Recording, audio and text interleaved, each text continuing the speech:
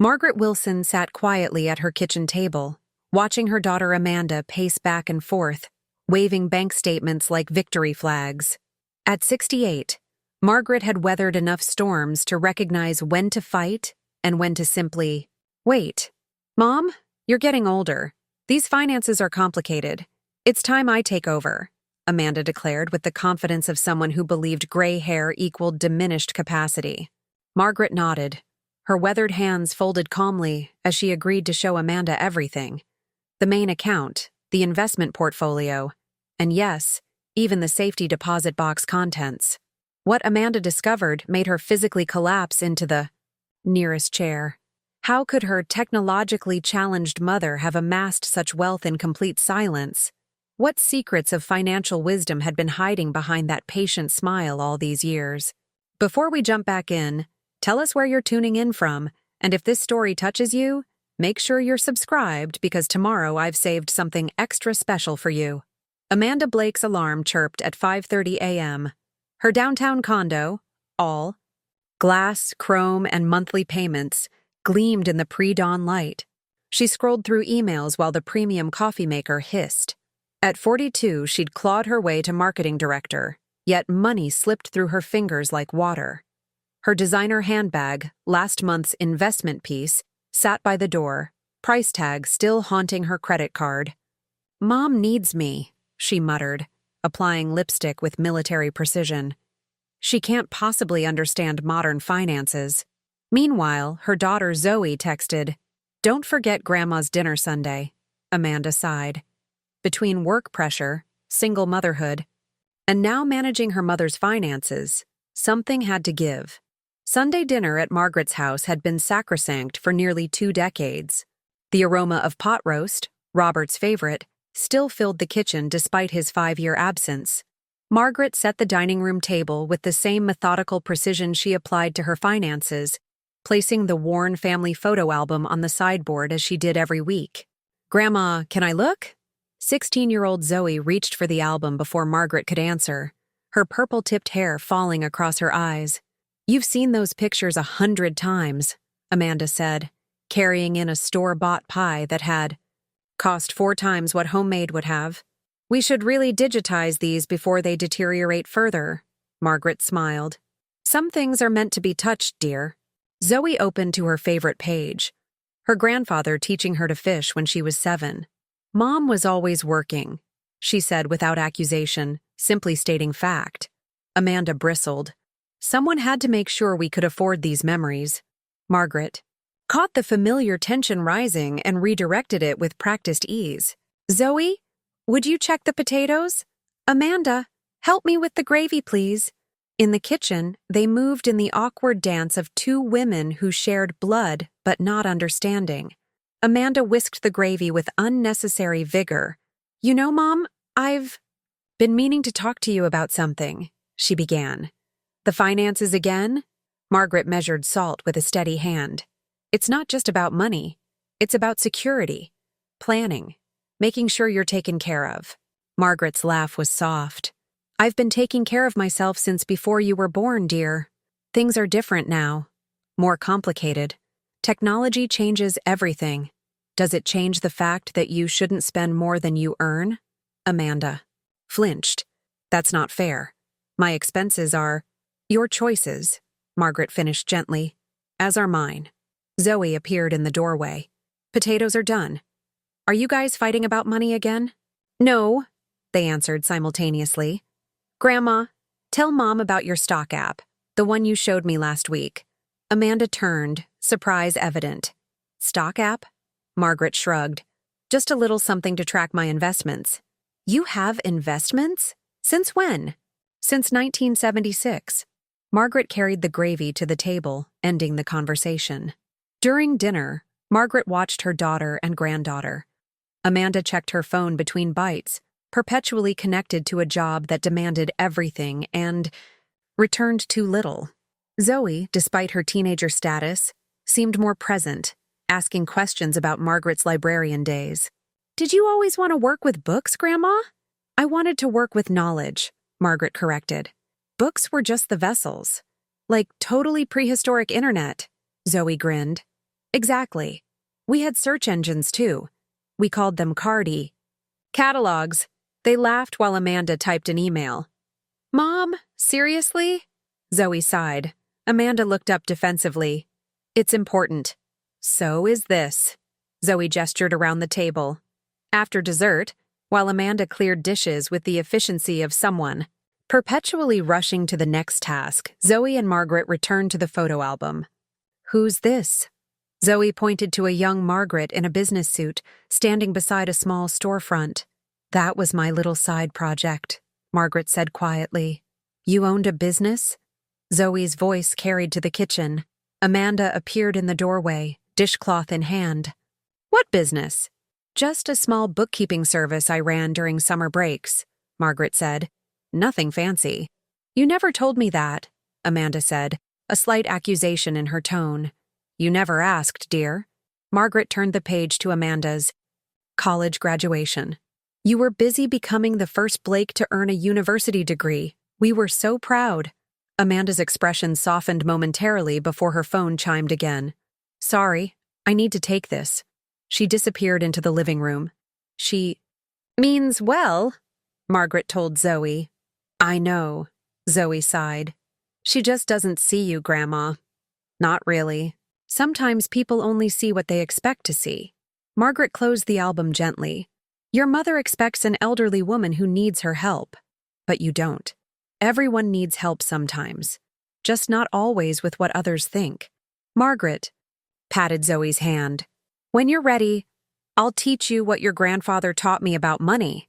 The lessons that built everything we have. Does Mom know these lessons? Margaret's smile held a touch of sadness. She never thought she needed them. The Tuesday morning knock came earlier than Margaret expected.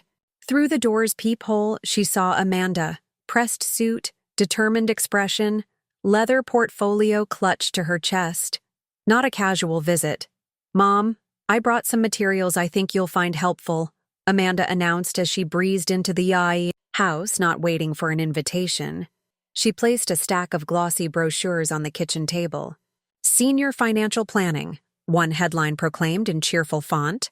Margaret poured coffee without comment, adding a splash of cream to Amanda's cup, the way her daughter had taken it since college.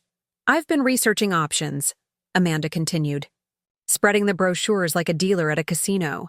There are so many pitfalls for seniors these days. Scams, complicated tax situations, digital banking confusion. Sugar? Margaret interrupted. What? No thanks. Amanda waved impatiently. As I was saying, I've found some simplified management systems that would be perfect for your situation. My situation? Margaret sat down, wrapping her hands around her mug. Your retirement, Amanda clarified. We need to make sure everything's in order.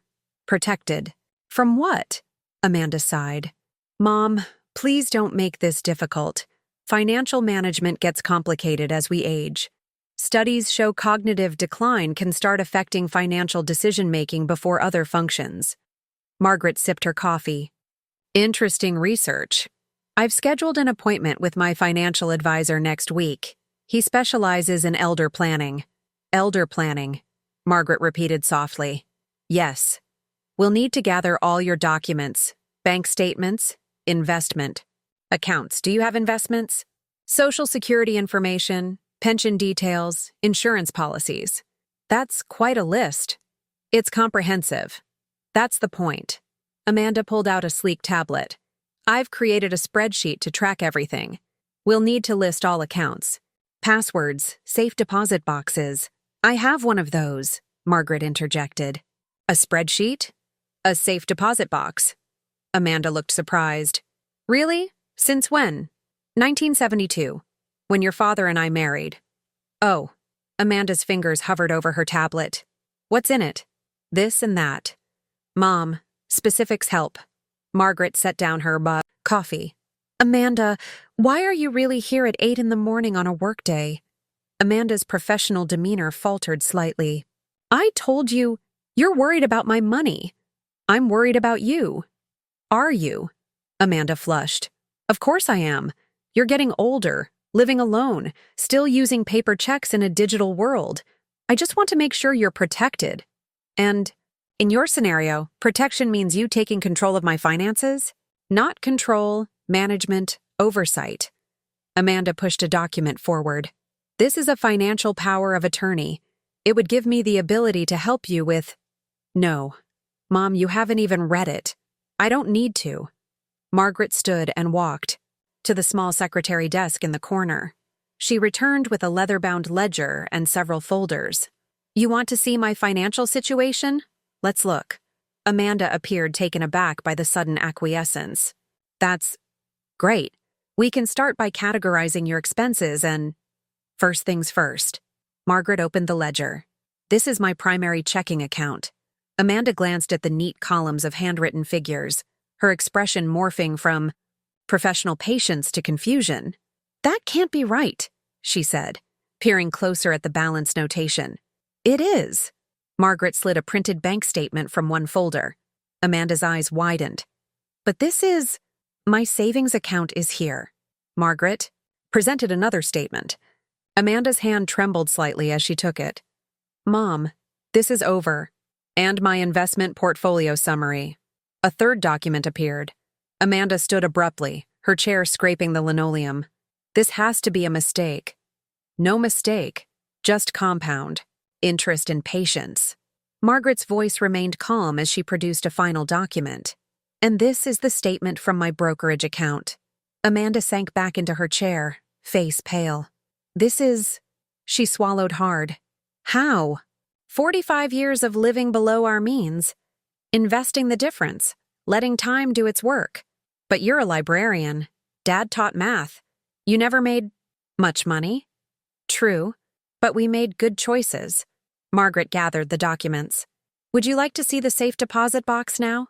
Amanda nodded mutely, her power of attorney document forgotten on the table between them. Amanda sat motionless at her mother's kitchen table, the financial documents spread before her like evidence at a trial where her assumptions were the accused. Margaret placed a glass of water in front of her daughter, whose complexion still hadn't recovered its normal color. Drink, Margaret instructed gently. Amanda obeyed automatically. I don't understand, she said after a long swallow. These numbers, they're impossible. Margaret retrieved a worn leather binder from the bookshelf and placed it between them. This might help explain. Amanda opened it to find meticulously organized investment statements dating back to 1975. You've been investing since before I was born? Your father and I started with our wedding money. $50 a month, every month, rain or shine. Margaret turned a page to show a yellowed certificate. Our first stock purchase, General Electric. But how did you know what to buy? Did you have an advisor? Margaret laughed softly. The library had a wonderful financial section. I read everything. Benjamin Graham, John Bogle, Peter Lynch. Your father handled the math. I researched the companies. But these tech stocks, Amanda pointed to entries from the late 1990s. Microsoft, Apple, even early Amazon. That wasn't conventional wisdom then. No. But your father saw the future in computers.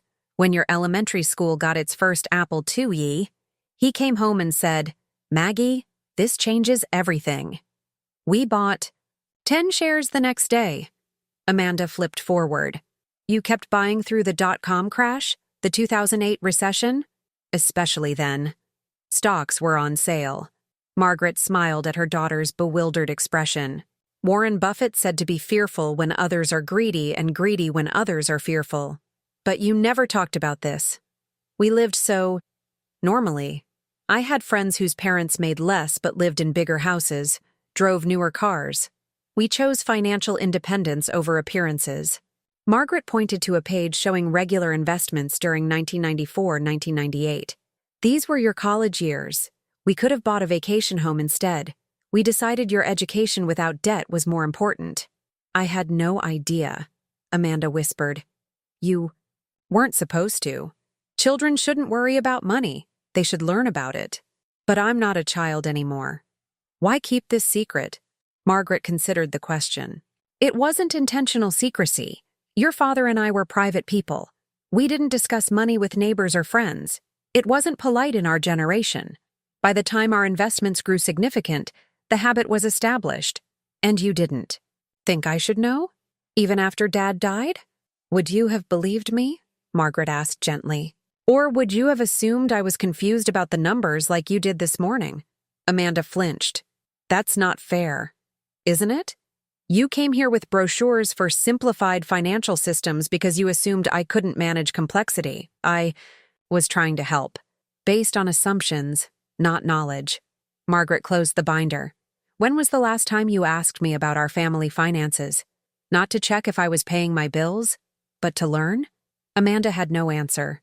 You see me as your elderly mother who needs protecting. I see a capable woman who's overlooking fundamental principles in favor of complex financial products and status purchases. Margaret tapped the designer bag hanging from Amanda's chair. That purse cost more than I spent on clothes all last year? It's an investment piece, Amanda defended weakly. Does it pay dividends? Margaret asked with a small smile. Amanda's phone chimed. She glanced at it instinctively, then hesitated. Go ahead, Margaret said. Work doesn't wait. It's just, there's a crisis with the Johnson campaign. There's always a crisis in marketing. That's how they justify the bills. Amanda looked up sharply. You don't understand my industry. Just as you didn't understand mine. Margaret stood. Take your call. Then, if you're still interested, we can discuss how two educators built a 7-figure portfolio on modest salaries. Amanda watched her mother walk calmly to the living room, the revelation of hidden wealth seemingly less dramatic to its creator than its discoverer. She looked down at her vibrating phone, then at the investment binder. For the first time in years, she let the call go to voicemail. First National Bank hadn't changed much in 30 years. The same marble columns flanked the entrance, though the tellers now stood behind glass instead of the open counters Margaret remembered. She nodded to the security guard, a new face, not Henry who had retired last year, and led Amanda toward the desk. Mrs. Wilson, lovely to see you. The bank manager, Patricia Diaz, rose to greet them. It's been a few months. Hello, Patricia. This is my daughter, Amanda. Your mother is one of our most valued customers, Patricia told Amanda with genuine warmth. 38 years with the same box. That might be a record. Amanda tried to reconcile this information with her image of her coupon clipping, sale shopping. Mother, I didn't realize Mom was so established here. Oh, yes.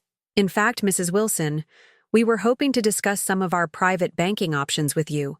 With your portfolio, perhaps another time. Margaret interrupted gently. Today, we'd like to access the box. Of course. Patricia led them through a security door, checking Margaret's ID and signature card with practiced efficiency. Amanda watched in fascination as her mother produced an old-fashioned key from her purse. You carry that with you? Only when I need it, Margaret replied. The vault door looked like something from an old movie. Massive steel with a circular handle. Inside, the walls were lined with metal boxes of various sizes. Patricia used her master key alongside Margaret's, opening a medium-sized drawer. I'll give you privacy, Patricia said, withdrawing to a discreet distance. Margaret slid the metal box onto a small table in an adjacent viewing room. Amanda noticed her mother's hands, veined and spotted with age but steady as she lifted the lid. I expected cash, Amanda admitted. Too vulnerable to inflation. Margaret carefully removed a velvet pouch. These made more sense.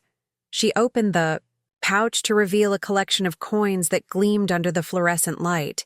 Amanda leaned closer. Are those gold? American gold eagles, 1 ounce each. Margaret arranged 5 coins in a row. We bought one every anniversary for 20 years. They're beautiful, Amanda murmured, reaching tentatively to touch one. And practical. Gold has maintained value for thousands of years. When governments fall, when currencies fail, gold remains. Dad taught this in history class. The lesson of empires. Amanda remembered suddenly. Margaret smiled. He believed in teaching beyond the curriculum. Next came a small wooden box containing several coins in plastic holders. These are more specialized, Margaret explained. Numismatic coins. Their value exceeds their metal content because of rarity. Amanda examined a 1909 penny. This is worth something? That SVDB penny is worth about $1,000. Amanda nearly dropped it. For a penny? For history, scarcity, and condition. Margaret replaced it carefully.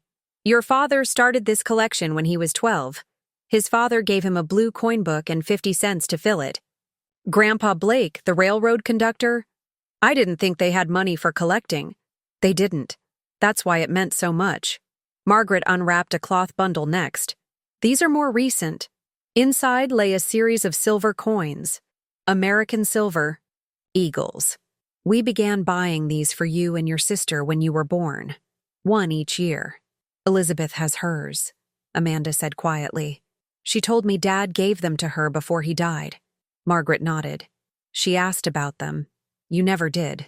The unspoken hung between them. Elizabeth, the practical nurse who had moved to Oregon, maintained a closer relationship with their parents despite the distance. There's more, Margaret continued, revealing documents for several treasury bonds and certificates of deposit. Diversification mattered to your father. Not everything should be in the market. Last, she removed a velvet jewelry case.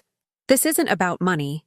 Inside lay a strand of pearls, luminous under the vault lights. Mom's wedding pearls, Amanda whispered. I thought these went to Elizabeth. These were meant for your daughter. Margaret closed the case. Every woman in our family for 4 generations has worn these on her wedding day. Amanda blinked rapidly. I didn't know. There's much we haven't discussed. Margaret began carefully repacking the box. Your father and I believed financial education was a gift, not an inheritance. Elizabeth asked questions. You were always too busy building your own path. I thought I knew better, Amanda admitted, helping to arrange the coins. Modern finance, digital banking, advanced investment vehicles. Some things change. Fundamentals don't. Margaret closed the box with a soft click. Spend less than you earn. Invest the difference. Be patient. Patricia approached as they exited the viewing room. Everything satisfactory? Yes. Thank you. Margaret handed back the box. Mrs. Wilson, whenever you're ready to discuss our wealth management services, thank you, Patricia, but I've managed well enough so far. Margaret smiled. Though I appreciate the bank's newfound interest now that the numbers have enough zeros. Patricia had the grace to look abashed as she escorted them out. You could have professional management, Amanda said as they walked to the car. With your assets? For what? To pay high fees for what we've already accomplished? Margaret shook her head. Simple works, Amanda. It always has. Amanda's downtown condo felt different that evening. Smaller somehow, its carefully curated luxury suddenly hollow. She kicked off her heels, the red soles that had cost nearly a week's salary now seeming less like achievement symbols and more like evidence. Mom, you're home early. Zoe appeared from her bedroom, wireless earbuds dangling around her neck. Just needed some thinking time. Amanda dropped her designer bag on the counter, the same bag her mother had pointedly referenced. Had Margaret actually calculated its cost against her annual clothing budget? The thought was mortifying. Everything okay with Grandma? Zoe asked, retrieving a soda from their stainless steel refrigerator. She's fine. Better than fine, actually. Amanda hesitated. Did you know Grandma has a stock portfolio? Zoe shrugged. Yeah, she showed me her dividend app last month. Pretty cool that she gets all those little payments just for owning stuff. Amanda stared at her daughter. She showed you her investments? I asked about that economics homework. You know, the compound interest problems. Grandma had real examples. Zoe tilted her head. You really didn't know? I knew she was comfortable. I didn't know she was... Amanda couldn't finish the sentence. Rich? Zoe supplied. Apparently. Huh. Zoe seemed unsurprised. That explains why she never worries about money but doesn't spend it on dumb stuff either. Dumb stuff? Amanda echoed.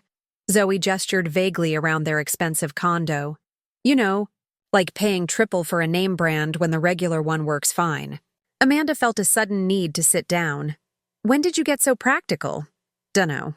Maybe from Grandma? Zoe disappeared back to her room, leaving Amanda alone with her thoughts. She opened her laptop and pulled up her banking app. The dashboard displayed her checking account, dangerously low, savings account, embarrassingly low, and credit card balances, alarmingly high.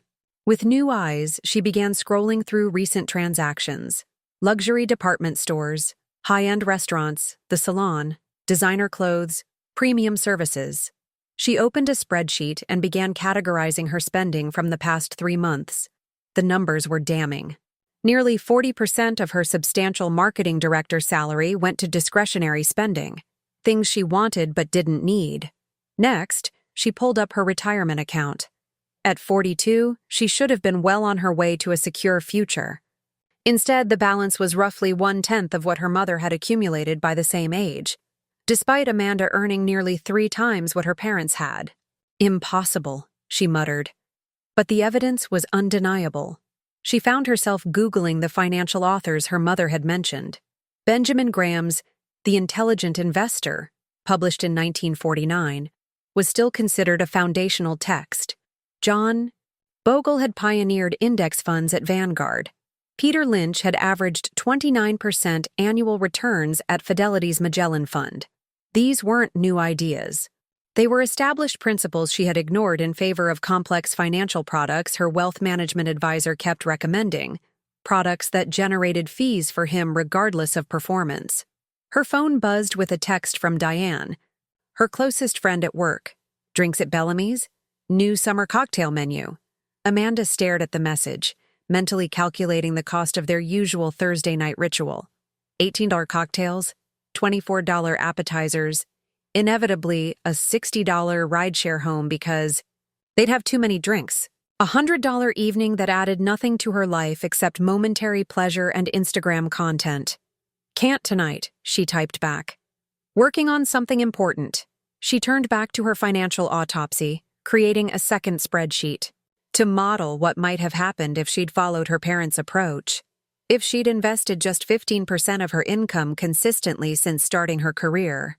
The projected number made her stomach clench. Her phone rang, her mother's number appearing.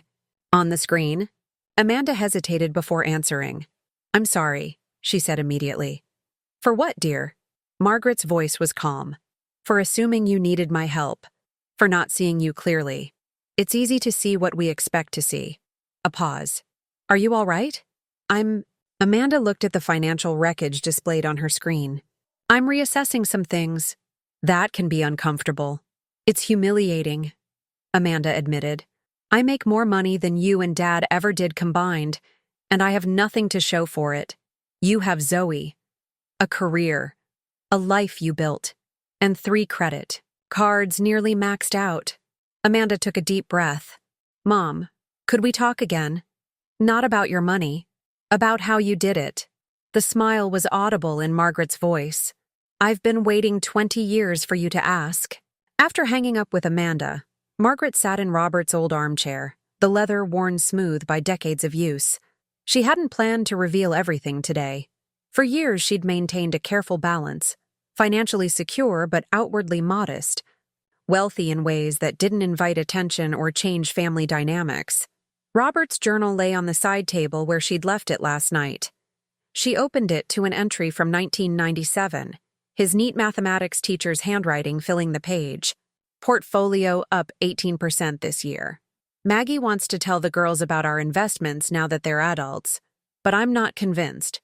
Amanda just started that marketing job in the city, all ambition and modern ideas.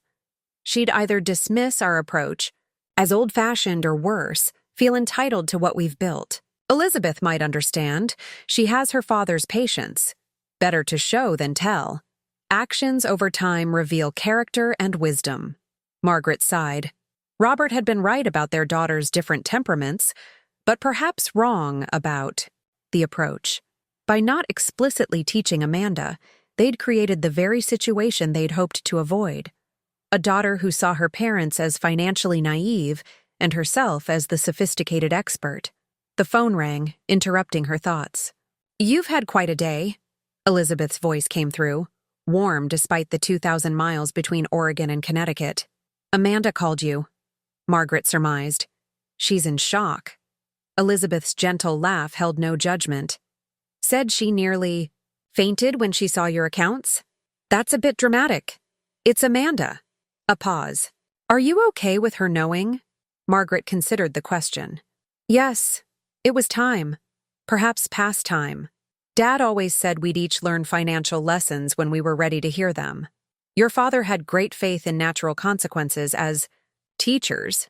Margaret ran her finger along the journal's edge. I wonder sometimes if we should have been more direct with Amanda. Would she have listened? Probably not, Margaret admitted. But now I worry she'll swing to extremes. That's her. Pattern, all or nothing. She called me about Grandpa's secret coin collection, like you've been hiding family treasures. Elizabeth's tone was amused. I told her I've known about the safety deposit box since college. You asked? She didn't. She's asking now. Margaret nodded to herself. Yes, that's progress. Just be careful, Mom. Amanda's always been competitive with me, with you, with everyone. Don't let this become another arena for that. I won't give her access to anything if that's what you're worried about. It's not that. Elizabeth paused. She might see your success as a challenge to overcome rather than wisdom to absorb. Then that's her lesson to learn. After they hung up, Margaret went to her study. Once Robert's domain, now hers. The desktop computer hummed quietly. Despite Amanda's assumptions, Margaret was comfortable with technology that served a purpose. She logged into her brokerage account, reviewing the positions she and Robert had built over decades. Blue-chip stocks, index funds, municipal bonds for tax advantages, REITs for income and inflation protection. Simple, diversified, effective. No complex derivatives or leveraged products that Amanda's financial advisor would likely push. She opened her spreadsheet, digital now, though she still maintained the handwritten ledger for personal connection to their journey. Next week's automatic investments were scheduled. $1,000 to the S&P 500 Index Fund, $500 to the International Fund, $250 to the specialized healthcare ETF she'd started researching after Robert's cancer diagnosis. The system worked almost without her intervention now, but she maintained oversight. Control mattered. Independence mattered. Her thoughts turned to Amanda's revelation. The shock in her daughter's voice had been genuine, not just at the amount of wealth but at the methodology behind it. Simple principles, consistently applied. Nothing magical or complex. Would Amanda embrace these principles or seek shortcuts? Character revealed itself not in moments of inspiration, but in daily choices over decades. Margaret closed the computer and picked up Robert's journal again. She'd show Amanda this someday, but not yet. First, her daughter needed to understand the foundations.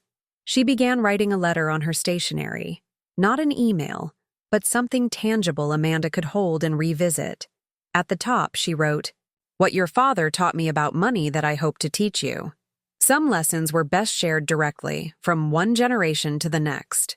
3 days later, Amanda stood on her mother's porch, clutching a paper bag from the gourmet bakery downtown. The offering felt simultaneously overpriced and inadequate. A $20 piece gesture that wouldn't address the magnitude of her misjudgment. Margaret opened the door before she could knock. "I saw your car pull up. I brought muffins," Amanda said lamely, holding out the bag. "The cranberry ones you like." "Thank you." Margaret accepted the bag and stepped aside. "Come in. I was just about to start some bread." Amanda followed her mother to the kitchen, where a mixing bowl, flour, and yeast packets were arranged on the counter. "You're making bread? From scratch?" "I do every Saturday." Margaret washed her hands methodically. "It's meditative, and cheaper than therapy." An awkward silence stretched between them as Amanda placed her designer bag on a chair. The same bag she'd been painfully aware of since her mother's comment. Today she'd deliberately chosen her oldest jeans and a plain sweater, though she realized the futility of the gesture. Her mother had never cared about appearances. "Mom, I owe you an apology." Margaret measured flour into the bowl. "For assuming I was financially incompetent because I'm older." "Yes." Amanda winced at the direct characterization. "I made assumptions based on stereotypes, I guess, not reality. It's a common mistake. Margaret added salt. We often project our fears onto others. My fears? Of aging, of becoming irrelevant, of losing control. Margaret looked up from her measuring. All normal human concerns. Amanda hadn't expected such psychological insight. Another assumption challenged. I've been looking at my finances, she admitted. It's not pretty. First awareness, then action. Margaret gestured to the counter. Would you like to help with this bread? Amanda hesitated. I don't know how. I'll teach you. Wash your hands. Soon, Amanda found herself kneading dough under her mother's guidance, pushing with the heels of her hands, folding, turning, repeating. Too gentle, Margaret corrected. You need to develop the gluten structure. Put some strength into it. Amanda applied more pressure, finding unexpected satisfaction in the physical effort. Financial management is a lot like bread making, Margaret said, watching her technique. Simple ingredients, consistent process, patience during inactive periods. Most people overcomplicate it or try shortcuts. Is that what I've been doing? Taking shortcuts? You've been outsourcing your financial thinking to others who don't necessarily have your best interests at heart. Margaret wiped flour from the counter. That advisor who manages your 401k, what's his fee structure? Amanda realized she didn't know. And those actively managed funds he recommended? Do they consistently outperform their benchmark indices after fees? Again, Amanda had no answer. These are essential questions, Margaret said gently. Your father taught me to ask them before trusting anyone with our money. Amanda continued kneading, finding rhythm in the repetitive motion. I've always thought of myself as smart about money. Sophisticated. Intelligence and wisdom aren't the same thing.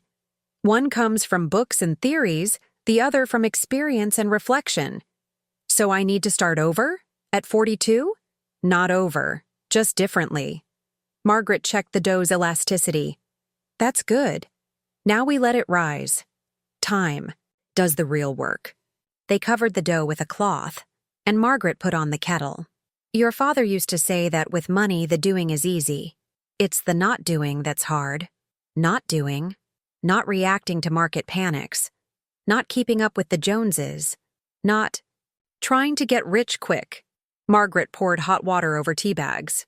The discipline of restraint. Amanda thought about her impulse purchases, her need for status symbols, her impatience with slow growth. I'm not good at restraint.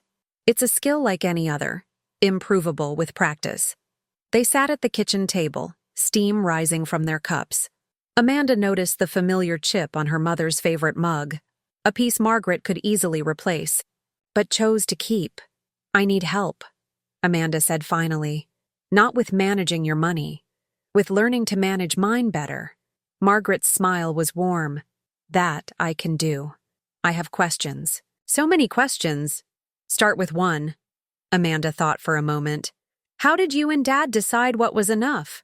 When did you know you could stop chasing more? That, Margaret said, is exactly the right first question. Sunday dinner the following week carried a different energy. Margaret noted Amanda's arrival, on time rather than rushing in late from some work emergency, wearing casual clothes instead of business attire, helping with table setting without being asked. Something's different, Zoe observed, narrowing her eyes at her mother. You're not checking your phone every 5 seconds. I'm trying to be more present, Amanda replied, folding napkins with uncharacteristic precision. Margaret exchanged a glance with her granddaughter, whose raised eyebrows suggested healthy skepticism. Mom's been acting weird all week, Zoe informed Margaret. She made me delete 3 shopping apps from my phone and started talking about opportunity costs when I wanted to order takeout. Margaret suppressed a smile. Has she now? And she asked about my babysitting money, like how much I have and where I keep it. I thought she was going to borrow it or something. I was not, Amanda protested, entering with a casserole dish. I was trying to talk about saving strategies. Since when do you care about my $20 a week? Zoe challenged. You've been saying just put it on my card for like my entire life. Amanda placed the dish on the table carefully. People can change their approaches, Zoe. In a week? After one visit to Grandma's? Zoe looked between the two women. What happened? Did Grandma give you some kind of financial intervention? Margaret laughed then, a full, genuine laugh that lightened the room. Something like that. During dinner, Amanda steered the conversation toward finances with deliberate casualness. Mom, I've been thinking about what you said about financial education being a family legacy. Oh, Margaret passed the green beans. Maybe we could talk about some basics, all three of us. Amanda glanced at Zoe. If you're interested, honey. Zoe's fork paused midway to her mouth. You want to talk about money? Like actually discuss it? Not just tell me we can't afford something when you don't want to buy it? Amanda winced. I deserve that. But yes, I'd like us to be more open about money. How we earn it, save it, invest it. Like Grandma does with me sometimes. Margaret caught Amanda's surprised expression. Zoe and I have had some discussions, she explained. Especially after she found my financial education books. You have financial books? Amanda asked. Margaret rose and went to the living room bookshelf, returning with several well-worn volumes. These helped us build our understanding. Amanda examined the stack.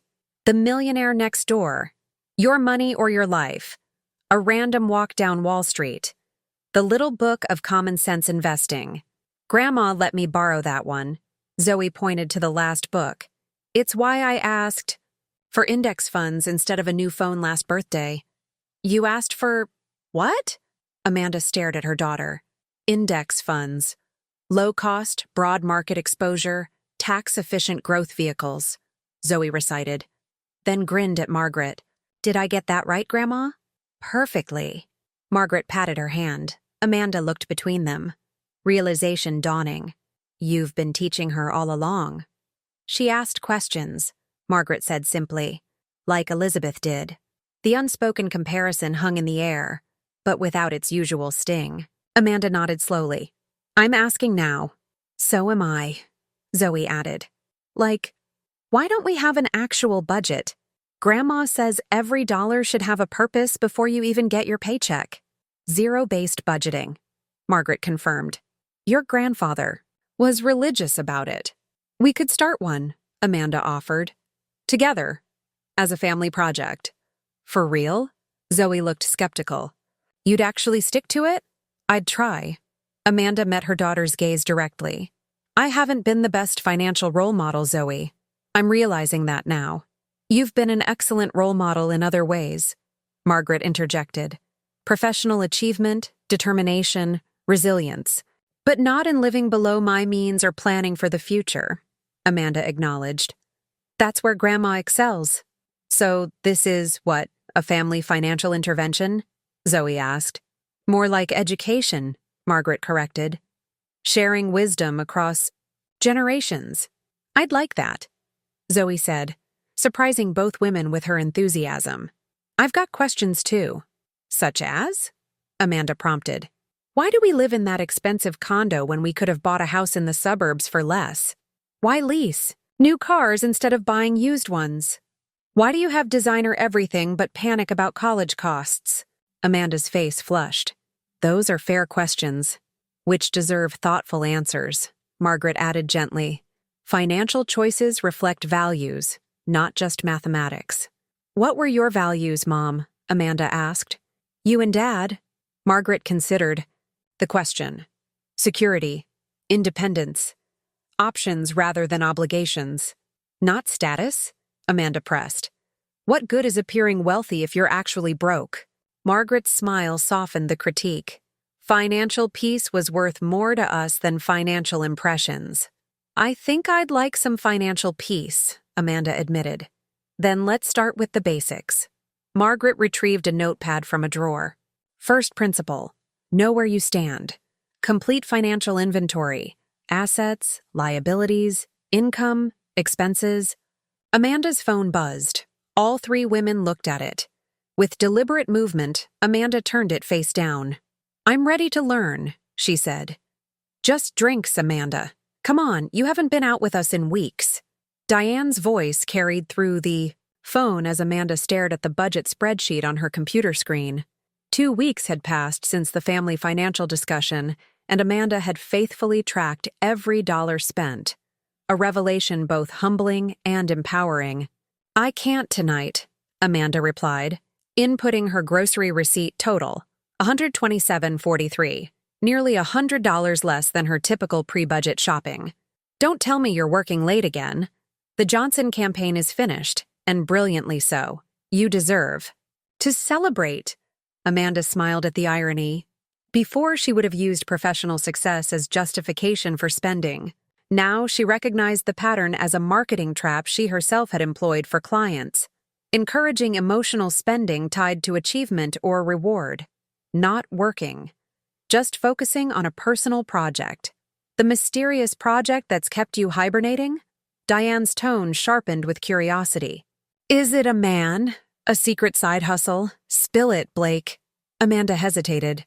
How to explain her financial awakening without sounding judgmental of her friends' lifestyles or admitting her own previous mistakes? "I'm reassessing some priorities, including my spending." A pause on the line. "Like a budget? Are you in trouble?" "Not trouble, just awareness." Amanda switched screens to view her debt paydown plan, a methodical approach to eliminating her credit card balances over 18 months. "I'm making changes. You're freaking me out. This isn't like you." "That's the point," Amanda thought but didn't say. Instead, "Rain check? Maybe coffee next week instead of cocktails?" After they hung up, Amanda returned to her spreadsheet, her mother's first assignment. Track everything for 2 weeks without judgment. Just observe. The observations had been sobering. Impulse purchases, emotional spending, status symbols, convenience costs that added no real value. The latte factor her mother had mentioned wasn't just about coffee. It was about dozens of small decisions that collectively created financial chaos. Her phone pinged with a calendar reminder. Call Mom Reinvestment Principles. Their thrice-weekly financial discussions had become a highlight rather than a chore. Yesterday, Margaret had walked her through basic investment concepts. Asset allocation, diversification, dollar cost averaging. Simple principles Amanda had overlooked in favor of complex products her advisor pushed. Speaking of whom, Amanda opened an email from Bradshaw Wealth Management. Subject line: Exclusive opportunity, limited availability. Inside, details about a new private equity fund. With a minimum $50,000 investment, projected returns of 12–14%, and fees that made Amanda wince now that she understood their impact. 6 weeks ago, she would have called immediately to secure her spot, eager for exclusive access and impressive-sounding investments to mention at industry dinners. Now, she drafted a different email.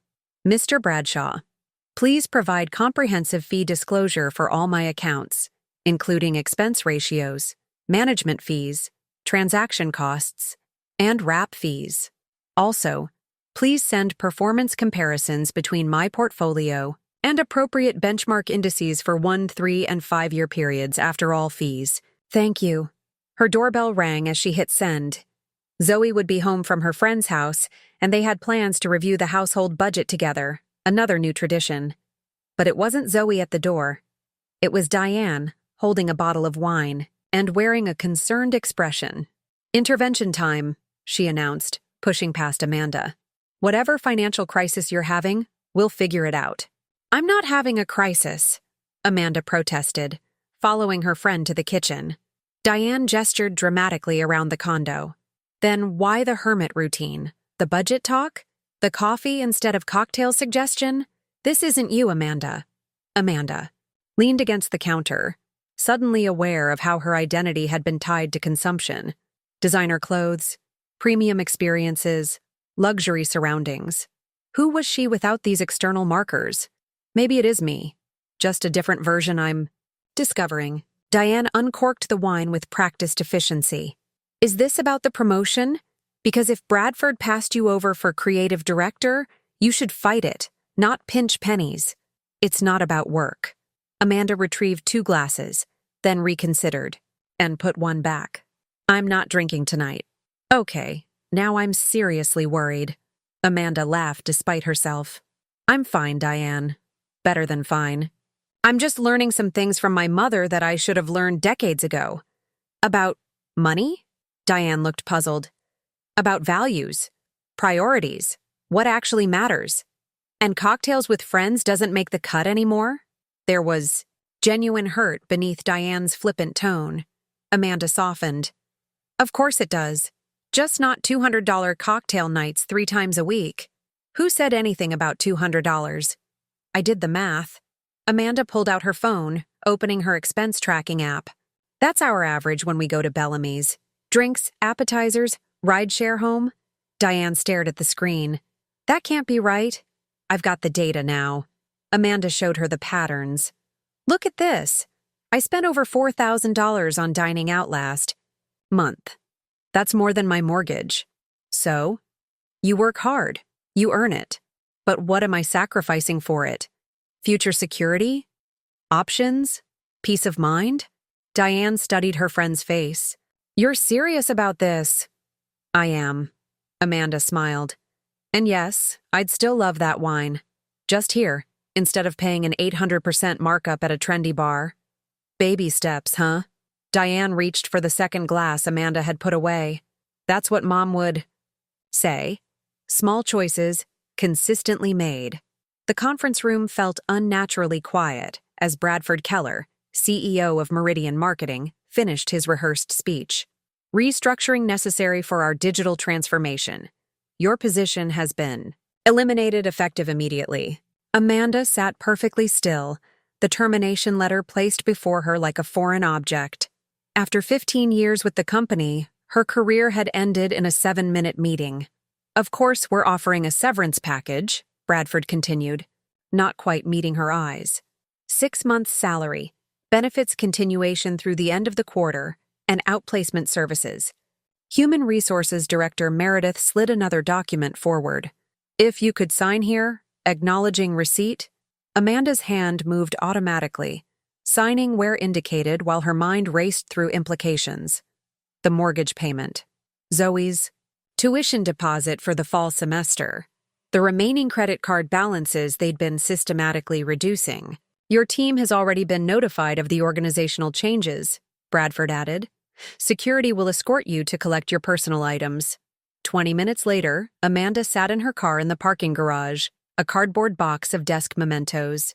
Beside her, 15 years reduced to framed photos, a plant, and a company award that suddenly felt meaningless. Her first instinct was to call her mother. Margaret would understand, offer wisdom, perhaps even financial help. Her second instinct, the stronger one, was to protect her pride. She had spent weeks positioning herself as finally understanding financial responsibility. How could she now admit complete financial vulnerability? She started the car and drove home, her mind shifting to practical matters. Job search, resume updates, LinkedIn networking. 15 years at one company suddenly seemed less like loyalty and more like complacency. The condo was empty when she arrived. Zoe at her part-time job at the library, a position Margaret had helped arrange. Amanda placed the box on the kitchen counter and opened her laptop. First, she pulled up their newly created emergency fund spreadsheet.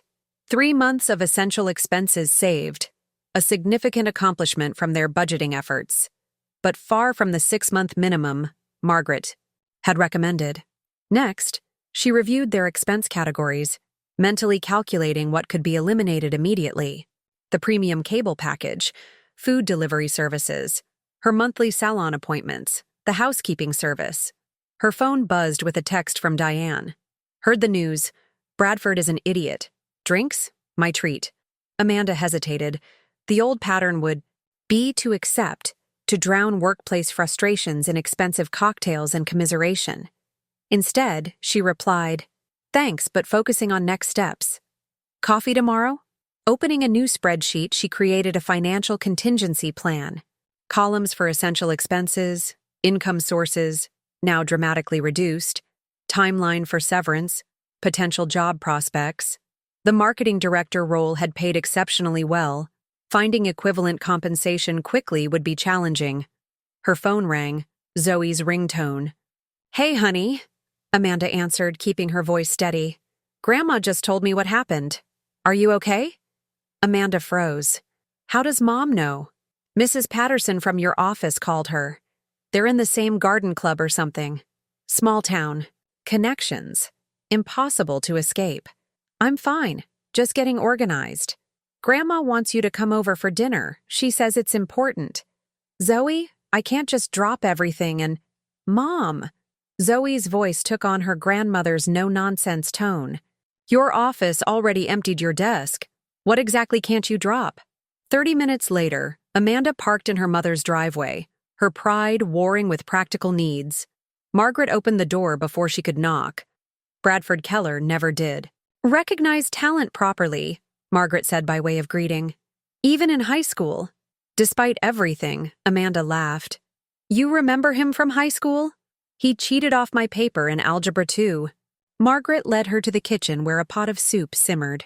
Sit. Eat. Then we'll talk. The simple rhythm of sharing a meal with her mother and daughter gradually eased the tightness in Amanda's chest. When the dishes were cleared, Margaret spread several papers on the table. Your severance terms, she said, tapping the termination letter Amanda had brought. Not terrible, but there's room for negotiation on the non-compete clause. You think I should push back? They've eliminated the entire department. Always negotiate from strength, even when you feel weakest. Margaret pointed to specific paragraphs. This restricts you from working with their clients for a year. That limits your job prospects unnecessarily. I didn't even notice that part, Amanda admitted. Most people don't. That's why companies include it. Margaret handed her a legal pad. Now, let's discuss your runway.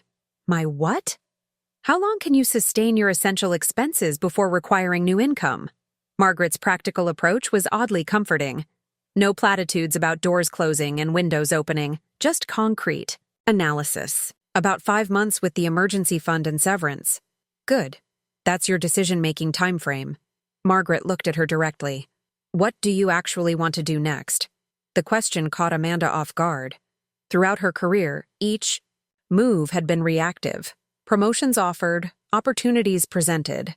She had never consciously chosen a direction. I don't know, she admitted finally.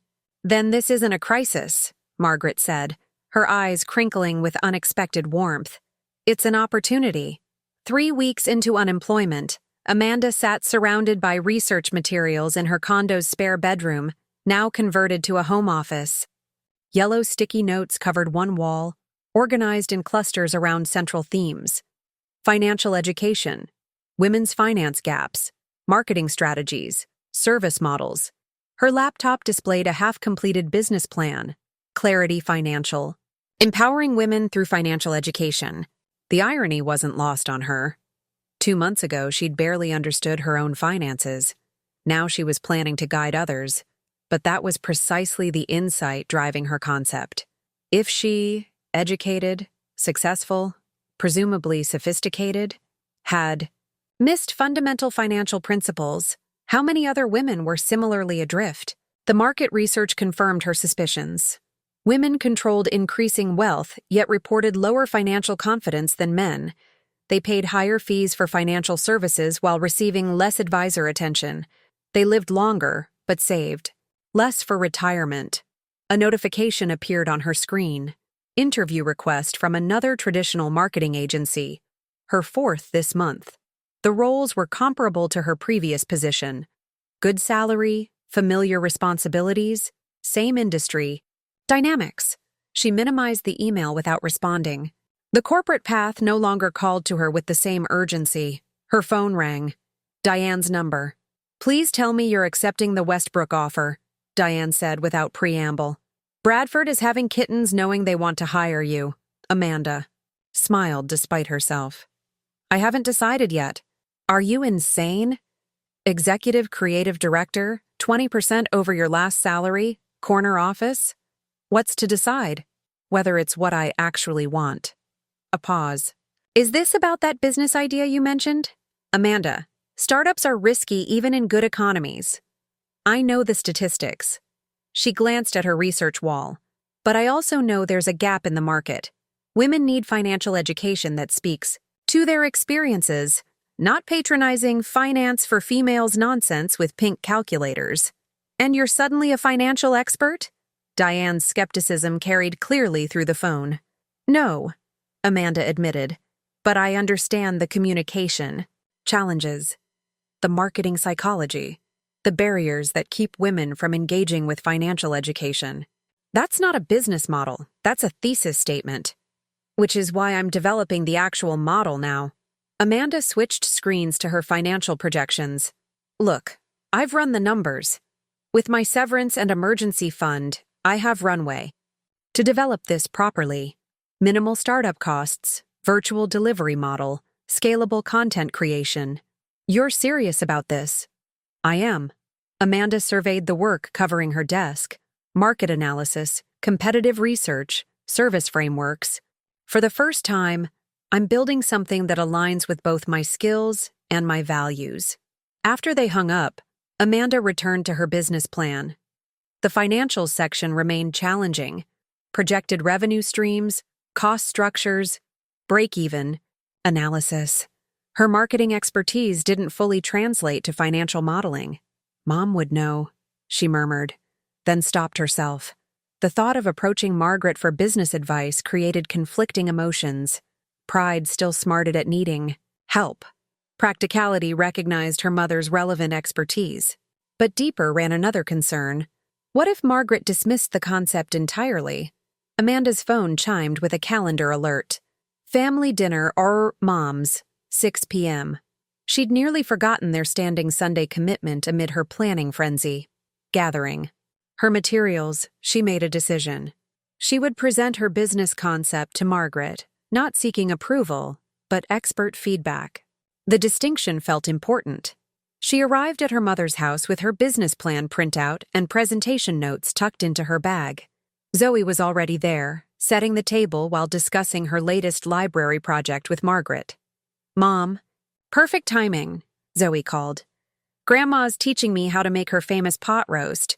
Did you know she uses coffee as a secret ingredient?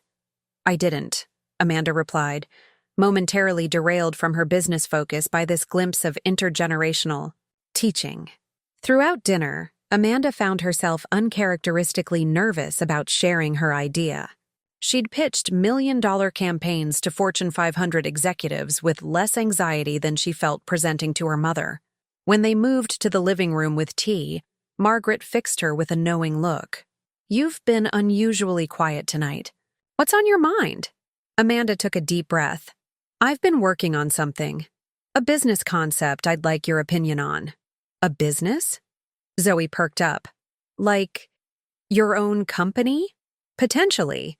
Amanda removed her presentation materials from her bag. It's a financial education platform specifically designed for women. Margaret's expression remained neutral as Amanda outlined the concept. Educational workshops, personalized coaching, content addressing women's specific financial challenges. The marketing and content creation leverages my existing skills, Amanda explained, warming to her subject. And I've identified partnership opportunities with local financial professionals. For the technical aspects beyond my expertise, she concluded her impromptu presentation and waited for her mother's response, feeling oddly like a student awaiting a grade. May I see your financial projections? Margaret asked, holding out her hand. Amanda passed over the spreadsheets, watching anxiously as her mother studied the numbers with focused attention. Your revenue assumptions seem optimistic for year one, Margaret said finally. And your cost structure doesn't account for regulatory compliance. Amanda's heart sank. So you don't think it's viable? Margaret looked up, a slow smile spreading across her face. I didn't say that. I think it's brilliant. But like any good business plan, it needs refinement. Wait here, Margaret instructed after they'd spent an hour refining Amanda's business plan.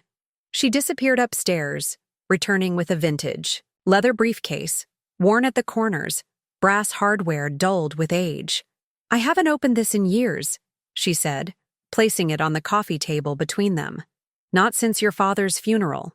Amanda exchanged curious glances with Zoe as Margaret worked the combination lock. The briefcase opened with a soft click, revealing neatly organized folders, ledgers, and what appeared to be official documents. Wilson Financial Services, Amanda read from a faded letterhead. What is this? My business, Margaret replied simply. Or rather, it was, from 1978 to 2010. Your business? Amanda repeated, disbelief evident. You ran a financial services company while working as a librarian? Not quite so formal as company, Margaret clarified, removing a folder of newspaper clippings. I was an independent financial educator and advisor, primarily serving women in transition, widows, divorcees, those re-entering the workforce, after raising children. She passed Amanda a yellowed newspaper article from the local paper, dated 1985. The headline read, Librarians' Financial Workshops Draw Crowds. A photo showed a younger Margaret standing before a classroom of women, pointer in hand, blackboard covered with financial diagrams. This was before certification requirements became stringent, Margaret explained. I never managed assets directly. That would have required licenses I didn't pursue. Instead, I taught financial literacy and decision-making skills. Every summer, Zoe realized suddenly, when Mom and Aunt Elizabeth went to camp, you weren't catching up on library work. You were running workshops. Margaret nodded, a small smile playing at her lips. 20 to 30 women per session, 3 sessions each summer. Plus individual consultations during the school year. Amanda flipped through the materials with growing astonishment. Workshop curricula, client testimonials, local business awards. A different side of her mother emerged from these documents, entrepreneurial, influential, respected for expertise beyond the library stacks. Why didn't you ever tell us? Amanda asked, finding a photograph of her parents at what appeared to be a business function. Your father thought it might create unhealthy expectations. Margaret removed a bound business plan, remarkably similar in structure to Amanda's draft. If you knew our financial situation came partly from my side business, you might have expected inheritance rather than education. That's... Amanda paused, recognizing the uncomfortable truth. Actually fair. I probably would have. Elizabeth figured it out when she was in college, Margaret continued. She found my client files while searching for a book and asked questions. By then, she was ready to learn without entitlement. Amanda felt a familiar twinge of comparison with her sister, but it faded quickly beneath her fascination with this revelation. How many clients did you have? Over 30 years? Several hundred. Margaret opened a ledger showing client tracking systems. Most came for educational workshops. About 20% continued with ongoing consultation. And this contributed significantly to your wealth? Amanda asked, trying to reconcile this business income with her parents' apparently modest lifestyle. It provided the capital for many of our best investments. Margaret nodded. The library salary covered our living expenses. Robert's teaching income went mostly to your college funds. My business earnings were almost entirely invested. Pulled out another document. Incorporation papers for a limited liability company. In the later years, I formalized the structure. By then, regulations required more credentials for certain services, so I partnered with certified professionals and focused on the educational components. This is why you immediately saw the potential in my business idea, Amanda realized. You've already done it. In a different era, with different tools, Margaret qualified. Your digital approach and marketing expertise bring advantages I never had. But yes, I understand both the opportunity and the challenges. Zoe had been quietly examining the materials. Grandma, these workshop outlines are amazing. So practical and straightforward. Women needed financial information without condescension, Margaret replied. Most male advisors at the time treated women as financially incapable. I knew better. Just like Mom's business plan says, Zoe noted. Things haven't changed as much as they should have. Amanda was still processing the revelation. All those years I thought you were just a librarian. I was never just a librarian, Margaret corrected firmly. The library was my vocation. This, she gestured to the briefcase, was my mission. And you never mentioned it because talking about money wasn't our family's way. Because your father and I believed in showing rather than telling. Because, Margaret met Amanda's eyes directly. You never seemed interested in this part of my life. The gentle rebuke landed softly but squarely. How many dimensions of her mother had Amanda missed by seeing only what confirmed her preconceptions? I'm interested now, Amanda said quietly. Margaret smiled. I know. That's why I'm showing you. She tapped Amanda's business plan. And why I think you're onto something important with this. You have more of me in you than either of us realized.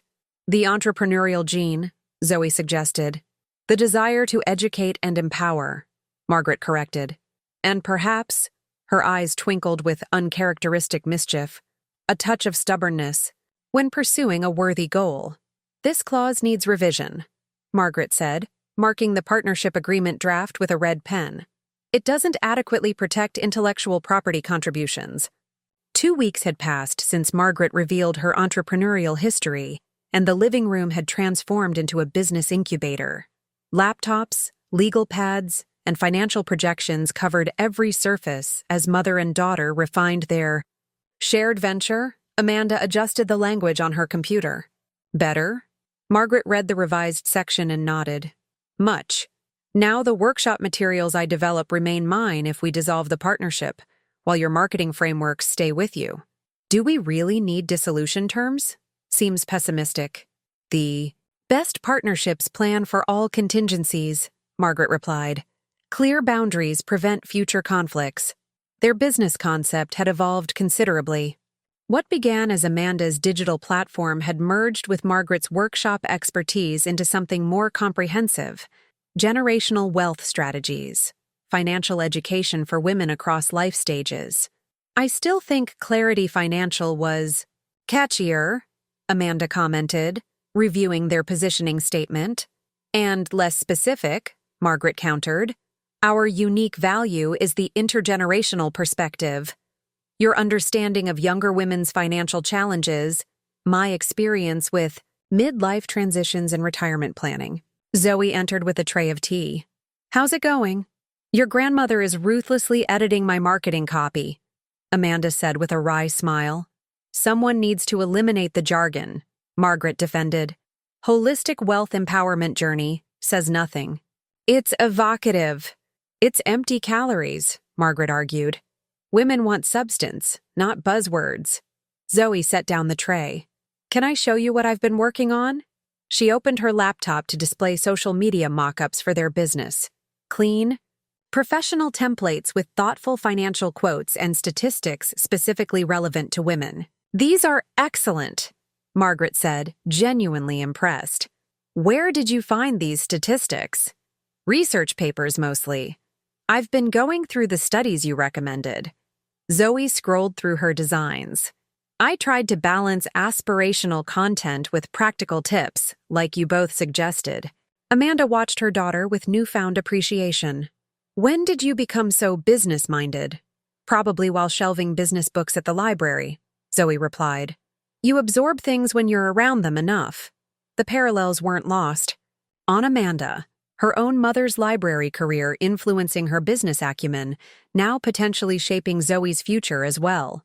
We should discuss compensation for Zoe's contributions, Margaret noted. Perhaps an internship structure with equity potential? Equity? Amanda questioned. She's 16. I started investing at 14, Margaret reminded her. Age doesn't determine capability. I'd prefer equity over cash, Zoe added. Better. Long-term value, Amanda laughed. You're definitely related to your grandmother. The doorbell interrupted their discussion. Amanda opened it to find her former wealth manager, Richard Bradshaw, standing on the porch with a portfolio folder. Amanda, wonderful to see you. His smile was practiced charm. I've been trying to reach you about exciting new investment opportunities. Richard, Amanda acknowledged, not inviting him in. I've been meaning to call. I'm making some changes to my financial approach. Precisely why we should talk, he pressed. Market volatility creates unique positioning options for savvy investors like yourself. Margaret appeared behind Amanda. Mr. Bradshaw, I presume? Richard extended his hand automatically. Yes, and you are? Margaret Wilson, Amanda's mother and business partner. Business partner? His confusion was evident. Amanda, you didn't mention you were starting a venture. Let me show you some specialized small business investment structures. That won't be necessary, Amanda interrupted. In fact, I'm transferring my accounts to a different management approach. Richard's professional demeanor slipped slightly. After all our years working together? Whatever concerns you have, I'm sure we can address them. My primary concern, Amanda said with newfound confidence, is that in 15 years, you never once explained how your fee structure works against my returns, or compared my portfolio. Performance to appropriate benchmarks.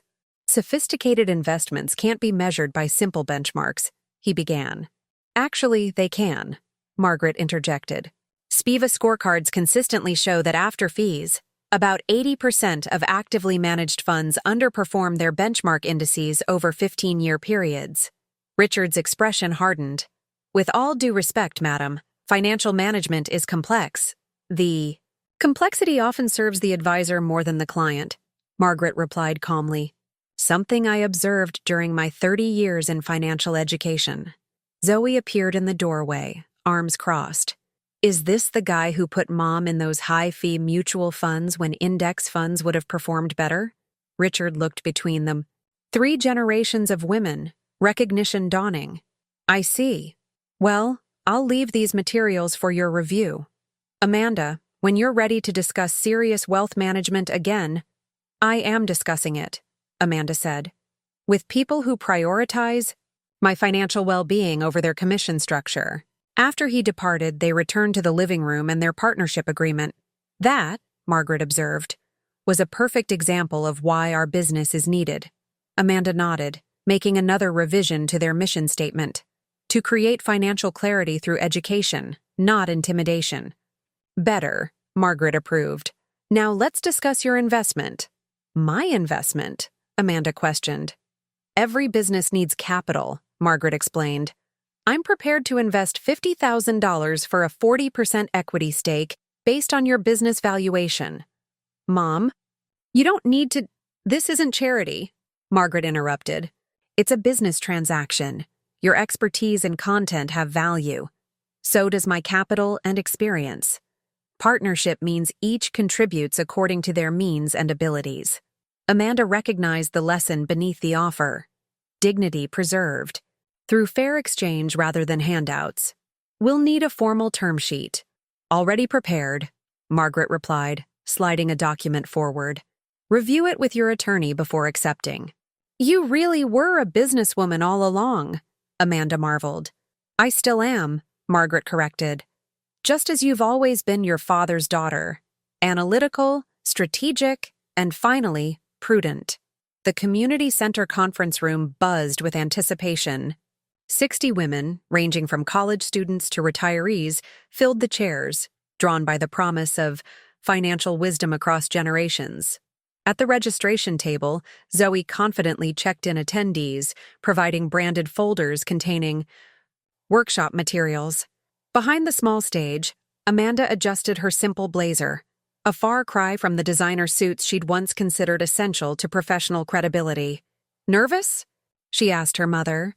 Margaret straightened the company logo displayed on their presentation screen.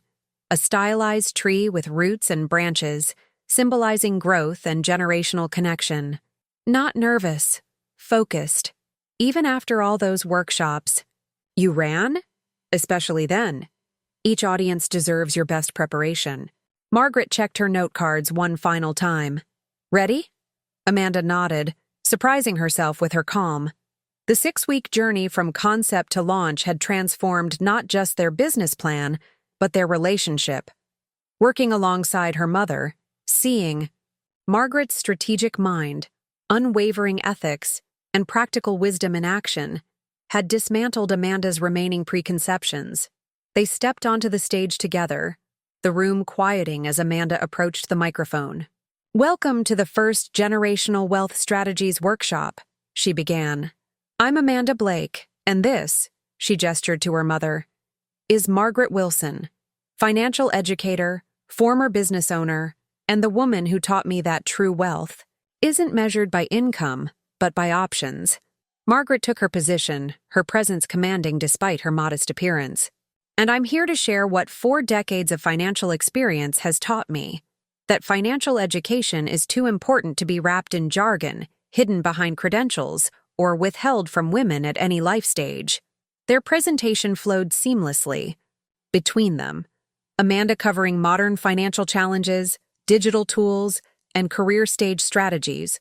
Margaret addressing long-term principles, retirement approaches, and wealth preservation techniques. The generational perspective created natural energy, with audience members nodding in recognition at different points. Financial intelligence, Margaret explained during her segment, isn't about complex products or timing markets. It's about consistent principles applied over time. Which is why, Amanda continued, taking the handoff naturally, our approach bridges traditional wisdom with modern realities. The fundamentals haven't changed, but the tools and challenges have. During the interactive segment, women shared their financial concerns openly, something Richard Bradshaw had insisted women were too emotional to do effectively. Instead, Amanda observed thoughtful questions and authentic engagement. The investing workshop will be next month, Amanda announced as they concluded the formal presentation. Today's session focused on foundations, budgeting, debt management, and financial goal setting. Our workbooks contain exercises to continue your progress at home. As they opened the floor for final questions, a well-dressed woman in the back raised her hand. "This is charming," she said, her tone dismissive. "But do either of you have certified financial credentials? CFP? CFA? Series 7? A brief tension filled the room. Amanda recognized the woman, Elaine Winters from Bradford's Wealth Management, Richard's colleague. Before Amanda could respond defensively, Margaret stepped forward with a smile. "An excellent question about credentialing. No, we don't hold those specific designations, which is precisely why we don't sell financial products, manage investments, or provide specific investment advice." She gestured to their disclaimer slide. "We're educators, not advisors. We teach financial literacy, decision-making frameworks, and resource evaluation. For product-specific guidance, we recommend working with fiduciary professionals once you understand your own financial picture. But without credentials," Elaine began. "Credentials verify specific technical knowledge," Margaret acknowledged. "They don't necessarily ensure client-centered education. Our qualifications are transparency about our limitations, proven educational methods, and real-world results." Amanda added, "Which is why our materials include objective evaluation criteria for selecting financial professionals when needed." She held up their resource guide, including questions about fee structures, fiduciary responsibility, and performance benchmarking. Elaine's attempt to undermine them had instead highlighted their ethical approach. Several women nodded appreciatively at the honest response. As the session ended, attendees lined up to speak with them personally. A young woman in nursing scrubs approached Margaret first. "Your compound interest examples changed my perspective completely," she said. "I've been wasting 5 years focusing on the wrong priorities." "It's never too late to redirect," Margaret assured her. Meanwhile, a woman in her 50s confided to Amanda, "My advisor has never explained fees the way you did. I'm calling him tomorrow with your list of questions." Amanda caught her mother's eye across the room, sharing a moment of quiet triumph. They weren't just building a business, they were changing financial trajectories. As the last attendees departed, Zoe approached with the registration list. 28 signed up for next month's workshop and 15 want private consultations. "Better than projected," Amanda noted, her marketing director instincts automatically calculating conversion rates. "Much better," Margaret agreed, gathering her materials. "But numbers aren't the true measure today." "What is?" Zoe asked. Margaret gestured to the empty chairs. "The questions they asked, the notes they took, the shifts in thinking I could see happening." She smiled at her daughter and granddaughter. "That's how you measure impact." Amanda nodded, understanding now what her mother had built decades earlier. Not just financial security, but meaningful influence that compounded across generations. "We did it," she said simply. "We've begun," Margaret corrected. Building anything worthwhile takes time. Like compound interest, Zoe suggested. Exactly. Margaret gathered them both into a rare hug. The most powerful force isn't in the numbers, it's in what we choose to multiply. 6 months later, Margaret sat at Amanda's kitchen table, reviewing their quarterly business results. The downtown condo had been replaced by a charming craftsman house in a quiet neighborhood, smaller mortgage, larger garden, and a dedicated home office for their growing enterprise. Client retention is exceptional, Margaret noted, studying the spreadsheet. 92% continuing from initial workshops to advanced modules. The testimonials are even more impressive. Amanda scrolled through their feedback database. Especially the intergenerational client groups, mothers bringing daughters, aunts bringing nieces. Just as we envisioned. Margaret closed her laptop with satisfaction. 5 workshops per month, 2 private consultation days, and the online course enrollment exceeding projections.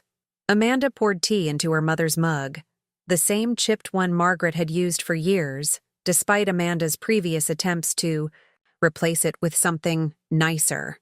Mom, I've been meaning to ask you something. Margaret added her customary splash of milk. Are you happy with how we've structured everything? The business, I mean. You have more experience, yet you took the smaller equity stake, Margaret smiled. I have exactly what I wanted, a meaningful role without primary responsibility. You're the driving force, as you should be, but the business was built on your knowledge, your experience, and your vision for making it relevant now. Margaret stirred her tea. Legacy isn't about ownership, Amanda. It's about continuation. From the living room came the sounds of Zoe explaining compound interest to her friend Maya, using the tree metaphor Margaret had developed decades ago, now updated with Zoe's contemporary examples. She's a natural teacher, Margaret observed. Like her grandfather. And her grandmother, Amanda added, though it took me too long to see that. You saw what most people see, a quiet librarian approaching her golden years. The assumptions weren't entirely your fault. Still, I should have known better. You know now. Margaret reached for Amanda's hand. That's what matters. The doorbell rang, interrupting their moment. Amanda returned with an unexpected envelope bearing the logo of Financial Futures magazine. It's addressed to both of us, she said, opening it carefully. Inside was a formal letter requesting an interview for their Women Changing Finance issue. The editor had attended their most recent workshop and wanted to feature their intergenerational approach as a model for financial education. National exposure, Amanda marveled. This could change everything. Perhaps, Margaret tempered. But remember, sustainable growth was our agreement. Quality over quantity. Always the voice of prudent expansion, Amanda teased. But this aligns perfectly with our 5-year plan. Then we should consider it. Margaret took the letter, scanning the details. Though they'll want our origin story. You mean how I arrogantly assumed you needed my help with finances, only to discover you were quietly wealthy through disciplined investing? I was thinking more about how 2 generations found common purpose through shared values, Margaret corrected gently. The front door opened as Zoe returned from walking Maya home. Guess what? Maya's mom wants to sign up for the next workshop. She said their financial advisor talks down to her and she wants to understand enough to challenge him. Another convert, Amanda smiled. That's 3 this week from word of mouth alone. Zoe noticed the magazine letter on the table. What's that? As Amanda explained, Zoe's eyes widened. We need a photo. The 3 of us together for the article, like professional and everything. 3? Margaret questioned. Well, yeah, I'm the social media director, aren't I? Zoe placed her hands on her hips in mock indignation. And future, financial educator, class of 2030. Margaret and Amanda exchanged glances, the generational chain extending further than either had initially envisioned. She has a point, Amanda acknowledged. Our story isn't just about 2 generations anymore. The next morning, they gathered in the garden for the photographer from Financial Futures.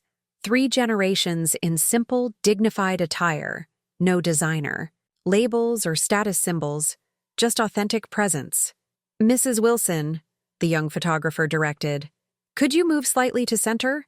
You're the foundation of this story. Actually, Margaret corrected gently, we all are. That's rather the point. As the camera captured their image, Amanda reflected on the journey, from dismissing her mother's financial capacity to partnering in a venture built on that very wisdom. From chasing status through spending to finding purpose through service. From assuming age meant limitation to recognizing it often meant perspective. One final question before we wrap, the journalist said, reviewing her notes. Mrs. Wilson, what does it feel like seeing your financial philosophy carried forward through your daughter and granddaughter? Margaret considered for a moment, her eyes meeting Amanda's with quiet understanding. It feels, she said simply, like the best kind of compound interest.